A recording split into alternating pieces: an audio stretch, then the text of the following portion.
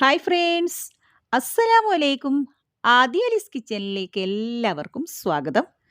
എപ്പോഴും നമ്മൾ ഉണ്ണിയപ്പം തയ്യാറാക്കുന്നതിൽ നിന്നും വളരെ ഈസി ആയിട്ട് തയ്യാറാക്കാൻ പറ്റുന്ന നല്ലൊരു കിഡിലൻ ഉണ്ണിയപ്പത്തിൻ്റെ റെസിപ്പിയാണ് ഇന്നത്തെ വീഡിയോ. വീഡിയോയിലേക്ക് പോകുന്നതിന് മുമ്പ് ആദി അലീസ് കിച്ചൺ ആദ്യമായി കാണുന്ന കൂട്ടുകാരുണ്ടെങ്കിൽ ഒന്ന് സബ്സ്ക്രൈബ് ചെയ്ത് സപ്പോർട്ട് ചെയ്യണേ. വീഡിയോ ഇഷ്ടമായെങ്കിൽ ഒന്ന് ലൈക്ക് ചെയ്യാൻ കൂടി മറക്കല്ലേ. ആദ്യം നമുക്കൊരു ബൗളിലേക്ക് 250 ml കപ്പിന് 1 കപ്പ് അരിപ്പൊടി ചേർത്ത് കൊടുക്കാം. സാധാരണ നമ്മൾ പത്തിരിക്കും ഇടിയപ്പത്തിനൊക്കെ എടുക്കുന്ന വറുത്തരിപ്പൊടിയാണ് ഞാനിവിടെ എടുത്തിട്ടുള്ളത്. എന്നിട്ട് നമുക്കിതിലേക്ക് 1/4 കപ്പ് അളവിൽ പുട്ടുപൊടിയാണ് ചേർത്ത് കൊടുക്കുന്നത്. പിന്നെ നമ്മൾ ചേർത്ത് കൊടുക്കുന്നത് ആ ഒരു 1/4 കപ്പ് അളവിൽ തന്നെ മൈദയാണ് ചേർത്ത് കൊടുക്കുന്നത്. എന്നിട്ട് ഇതെല്ലാം കൂടി നമുക്കൊന്ന് മിക്സാക്കി എടുക്കാം. ഇനി നമ്മൾ ഇതിലേക്ക് ചേർത്ത് കൊടുക്കുന്നത് 1/2 ടേബിൾ സ്പൂൺ അളവിൽ നല്ല ജീരകത്തിൻ്റെ പൊടിയാണ്, അതായത് ചെറിയ ജീരകത്തിൻ്റെ പൊടി.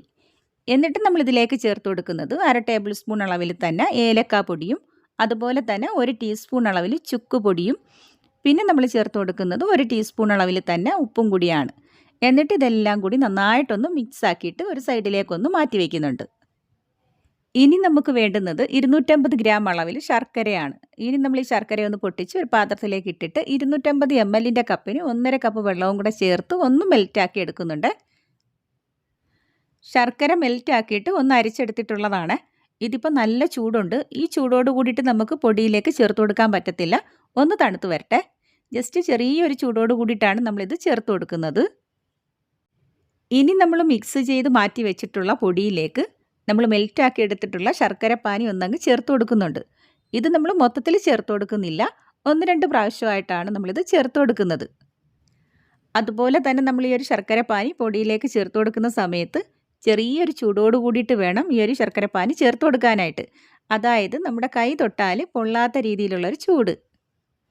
അതുപോലെ തന്നെ ഒരു കാര്യം ഒന്ന് ശ്രദ്ധിക്കണേ, നമ്മൾ മെൽറ്റാക്കി എടുത്തിട്ടുള്ള ശർക്കരപ്പാനി 2 പ്രാവശ്യം നമ്മൾ ചേർത്ത് കൊടുത്ത് പൊടി നന്നായിട്ടൊന്ന് മിക്സാക്കി എടുത്തിട്ടുണ്ട്.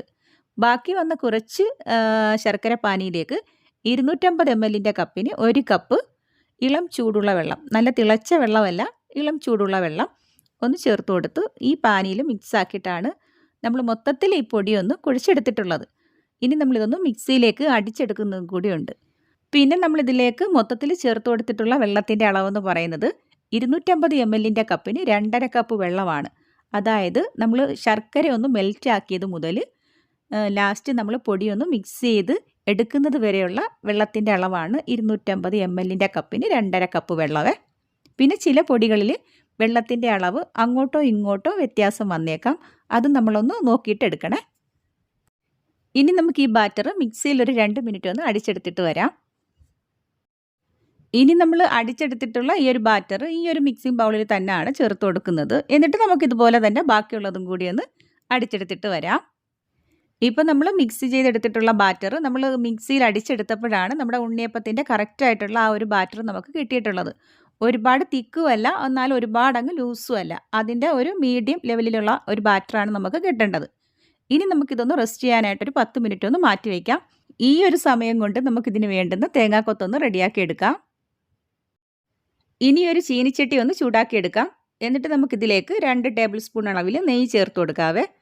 നെയ്യൊന്ന് ചൂടായി വരുമ്പോൾ ഇതിലേക്ക് അരമുറി തേങ്ങ ചെറിയ കഷ്ണങ്ങളാക്കി എടുത്തിട്ടുള്ള തേങ്ങാക്കൊത്താണ് ഒന്നങ്ങ് ചേർത്ത് കൊടുക്കാം. എന്നിട്ട് നന്നായിട്ട് തന്നെ നമുക്കിതൊന്ന് മൂപ്പിച്ചെടുക്കണേ. അപ്പോൾ ഈ ഒരു സമയത്ത് ഫ്ലെയിം നമ്മൾ മീഡിയം ടു ലോ ഫ്ലെയിമിൽ ഇട്ടിട്ട് വേണം ഇതൊന്ന് ചെയ്തെടുക്കാനായിട്ട്.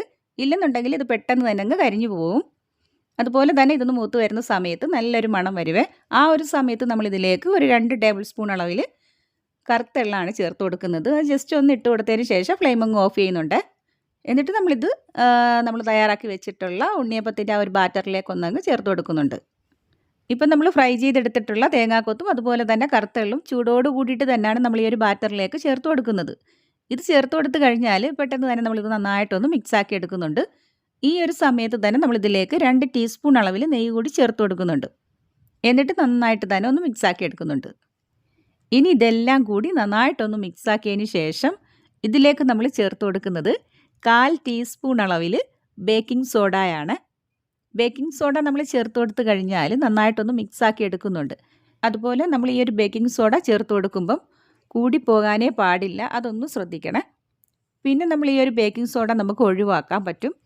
നമ്മൾ തയ്യാറാക്കി എടുത്തിട്ടുള്ള ഉണ്ണിയപ്പത്തിൻ്റെ ഈ ഒരു മിക്സ് 1 മണിക്കൂർ നമുക്കൊന്ന് റെസ്റ്റ് ചെയ്യാനായിട്ട് വെച്ച് കൊടുത്താൽ നമ്മൾ ചേർത്ത് കൊടുത്തിട്ടുള്ള ഈ ഒരു ബേക്കിംഗ് സോഡ നമുക്ക് ഒഴിവാക്കാൻ പറ്റുന്നതാണ്. ഇതിപ്പോൾ നമ്മൾ പെട്ടെന്ന് തയ്യാറാക്കി എടുക്കുന്ന ഉണ്ണിയപ്പം ആയതുകൊണ്ടാണ് ഇതിലേക്ക് നമ്മൾ ബേക്കിംഗ് സോഡ ചേർത്ത് കൊടുത്തിട്ടുള്ളത്. അതുപോലെ തന്നെ നമ്മൾ ഇതിലേക്ക് ശർക്കര എടുക്കുമ്പം കറുത്ത ശർക്കര നോക്കിയിട്ട് എടുക്കണേ. അതാകുമ്പോൾ നല്ല രുചിയും അതുപോലെ തന്നെ നല്ലൊരു കളറുമാണ് നമ്മുടെ ഈ ഒരു ഉണ്ണിയപ്പത്തിന്. ഇനി നമ്മൾ ഇതിലേക്ക് ചേർത്ത് കൊടുക്കുന്നത് മീഡിയം സൈസ് 2 മൈസൂർ പഴം ചെറിയ കഷ്ണങ്ങളാക്കിയിട്ട് കട്ട് ചെയ്തെടുത്തിട്ടുള്ളതാണ്. ഇനി ഇതൊന്നങ്ങ് ചേർത്ത് കൊടുക്കാം. എന്നിട്ട് ഈ മൈസൂർ പഴം നന്നായിട്ടൊന്ന് ഉടച്ചു കൊടുക്കുന്നുണ്ട്. അപ്പോൾ ഈ ഒരു മിക്സിൽ ഈ മൈസൂർ പഴം നന്നായിട്ടൊന്ന് ഉടച്ച് ചേർത്ത് കൊടുത്തു കഴിഞ്ഞാൽ നല്ലൊരു ടേസ്റ്റും നല്ലൊരു മണവുമാണ് നമ്മുടെ ഉണ്ണിയപ്പത്തിന്. സാധാരണ നമ്മൾ ഉണ്ണിയപ്പം തയ്യാറാക്കുന്ന സമയത്ത് മൈസൂർ പഴം അരച്ചാണ് ചേർത്ത് കൊടുക്കാറുള്ളത്. ഇത് ഈ ഒരു രീതിയിലാണ് നമ്മൾ കട്ട് ചെയ്താണ് ചേർത്ത് കൊടുക്കുന്നത്. ഇങ്ങനെ ഒന്ന് ചെയ്ത് നോക്കിയിട്ടില്ലെങ്കിൽ ഒന്ന് ചെയ്ത് നോക്കണേ. കിഡിലും ടേസ്റ്റാണ് നമ്മുടെ ഉണ്ണിയപ്പത്തിന്. ഇനി നമുക്ക് ഈ മിക്സ് ഉണ്ണിയപ്പച്ചട്ടിയിലേക്ക് ഒഴിച്ചു കൊടുത്തിട്ട് ഫ്രൈ ചെയ്തെടുക്കാവേ. ഇനി നമുക്ക് ചൂടായിട്ടുള്ള ഉണ്ണിയപ്പച്ചട്ടിയിലേക്ക് ഓയിൽ ചേർത്ത് കൊടുക്കാവേ. ഞാനിവിടെ എടുത്തിട്ടുള്ളത് വെളിച്ചെണ്ണയാണ്. അതുപോലെ തന്നെ നമ്മൾ ഈ ഒരു കുഴിയിലേക്ക് നിറച്ചും ഓയിൽ ഒഴിച്ചു കൊടുക്കാൻ പാടില്ല. ഒരു പകുതി ഒഴിച്ചു കൊടുത്താൽ മാത്രം മതി.